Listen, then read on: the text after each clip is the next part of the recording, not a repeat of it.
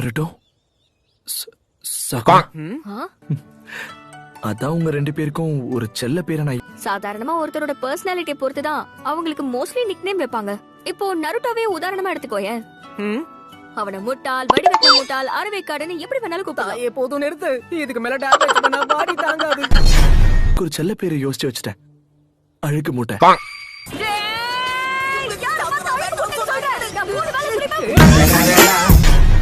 என்னோட பேரு சாய்.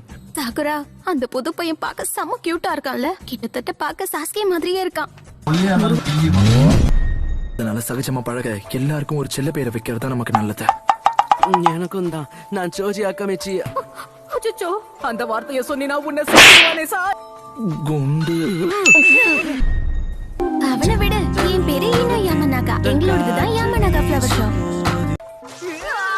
சோ பெண்களை பொறுத்த வரைக்கும் பர்சனாலிட்டியை பார்த்து செல்ல பேர் வச்சா கண்டிப்பா தர்மடி கிடைக்கும். எதுவும் சொல்லிடாத சாய்.